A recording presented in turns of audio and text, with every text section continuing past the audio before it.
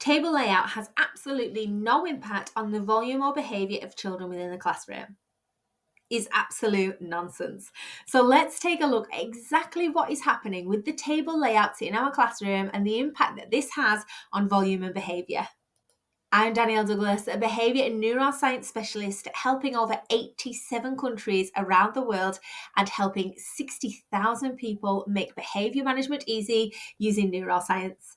Our Behaviour Planner was Education Book of the Year 2025 finalist, and we've just been nominated for another award. If you haven't already accessed our free resources, then please do so. We also have a video behaviour library here on YouTube, and you might find this video interesting. The Behaviour Brains is our children's behaviour book, and this explains to children exactly what is happening within their behaviour brain, how to manage and how to switch it. So exactly what is going on with our classroom tables and how is that impacting the volume and the behaviour of our children and the neuroscience behind it? Let's take a look. Classroom tables have a huge impact on the volume and the behaviour of the children. And I think it's often overlooked exactly how much impact that this has and what is happening with our children and the table layouts. We're going to have a look at the neuroscience and evidence-based practice behind table layouts, and we're also going to think about how you can plan your tables.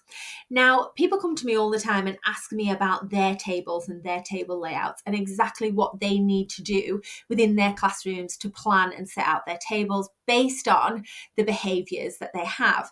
And my answer is always the same. You need to plan the tables for the children that you have got and the children within your classroom. We always advise to do a behaviour audit first before you meet the children or on their first day. Use this behaviour audit to plan the layouts of your tables.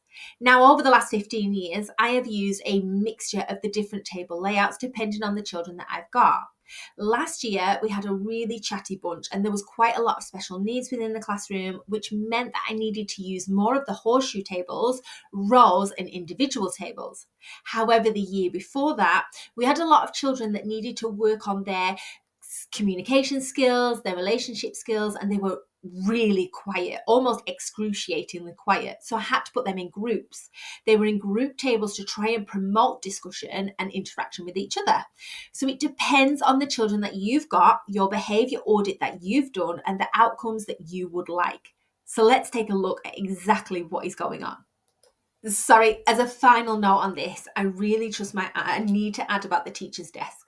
So we've been into schools doing behaviour audits, ready to do table layout plans with teachers. However, you would not believe the amount of teachers' desks that we have found that do not face the classroom or the children. Now, this is really important, especially in terms of behaviour and volume levels. If you are facing into the classroom, the children are then aware and you can signify to them the behaviour expectations and the volume expectations. However, we've been into far too many classrooms where the teacher's desk is facing the wall or facing away from the children, and this can cause huge implications on volume and behaviour. So just make sure before you even set up the classroom that your desk is in the right position. So different tables in our classroom promote different levels of volume, communications, and behaviours. And as I said before, I have used all of the different types of tables within my classroom, depending on the children that I've had.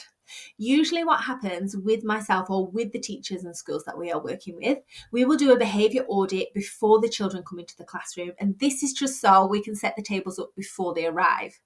With that behaviour audit, we decide what type of tables that the children need. This might be rows, groups, horseshoe, or individual tables. It depends what that child needs. So let's take a look at all of the different tables and the pros and cons for each. Roles. Now, there is huge amounts of evidence-based practice and investigations and research into roles and the difference between productivity of the children based in roles and group tables or otherwise. If you would like more information or the link for any of this research, then please comment below and I'll send it over to you. Roles are great if you would like to limit the amount of communication and volume within your classroom. in a row, you think about the children can only really talk to the person either side of them. You do have to practice with the children when you're sitting them in rows about talking or turning around and talking to the children behind. This might take a little bit of practice, but once you've got it in place, the children know that they can only either speak to the people either side of them or the person in front. We don't often allow turning around. These are great for your chatty children or the children that you would kind of like to limit the discussions that they are having.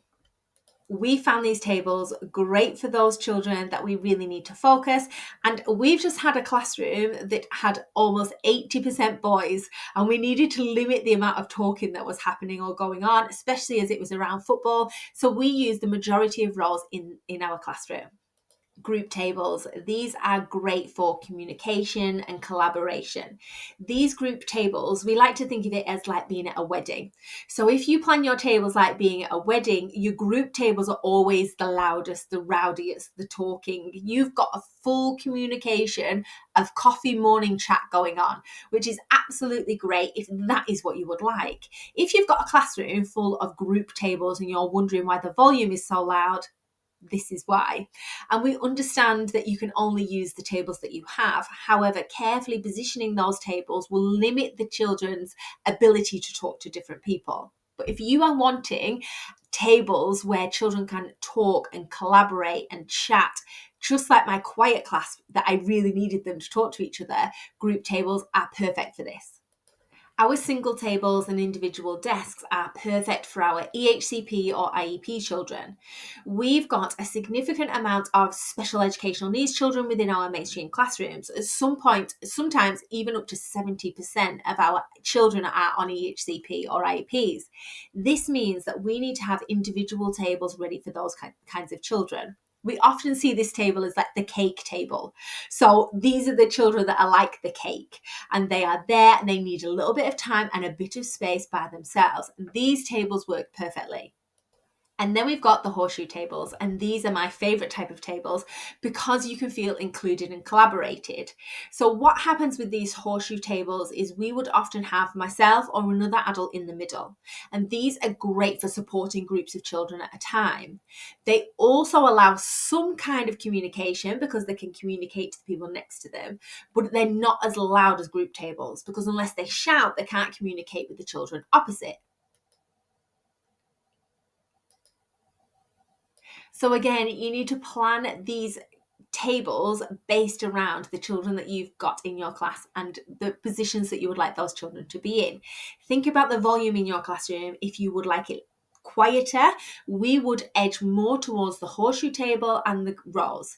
If you would like it louder, then edge more towards the group tables. So how do we feel about swapping tables and the seating positions around? And why don't we swap our tables and chairs around after the first day of school? And why do we do a behaviour audit before the children come back and set their places ready? Let's take a look at the neuroscience behind this.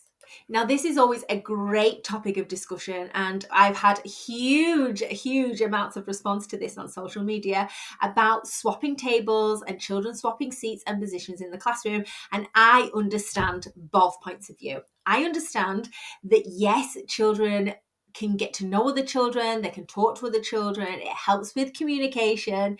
I understand that there are positives for moving children's seats. However, this is why we haven't done that for the last 7 years, and the neuroscience behind why we don't often, unless needed, move children around the classroom and their seating position.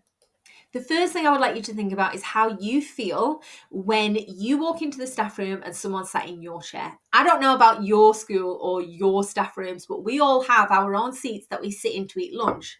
And we like the seats that we sit in. Same in staff meeting, everyone sits in the same position.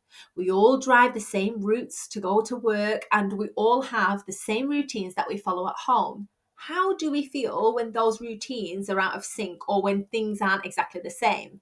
And I can tell you how we feel because there are memes about this on social media about the school summer holidays and teachers not having any routine. This is exactly the same. In our classroom, we want our children to feel safe. We also want free cognitive space.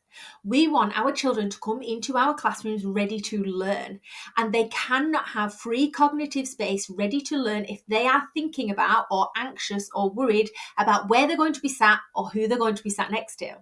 Research shows that having routine and predictable chunks of routine in their mind has incredible effects on skill development, achievements, and well-being. This also helps with academic success. Predictable environments allow the children to free up that cognitive space, which means that they are able to access that bit of working memory and ready to learn and remember information that they are provided. We don't want children coming into our classroom with unnecessary worry and stress and things playing on their minds that we really don't want to be there. So by keeping expectations and routines and structures the same, it frees up this cognitive load in children's minds, which means that they are much more likely and ready to learn. When children are feeling anxious or worried, they're sitting in the state of the amygdala. Now, the amygdala is the emotional part of the brain, and in this part of the brain, children cannot think, process, or learn. And in the amygdala, this is where the children are sitting, where they are questioning or thinking about who they're going to be sitting next to, where they're going to be sat, how far away is it from the toilet, is it next to the door. Children often tell us, oh, we like moving seats, we like sitting in new places. But in their brains, that is not what is happening. If we cause unnecessary stress or emotions within the classroom, then this can disrupt the balance in children's brains, and this can make it harder for children to stay calm and to learn. We've been studying this over the last 7 years, and we haven't moved children seats in the classroom unless absolutely necessary.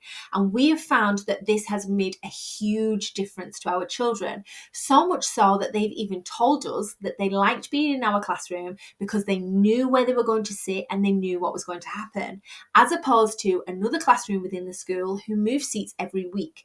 This caused a huge amount of volume, distress, and worry for those children.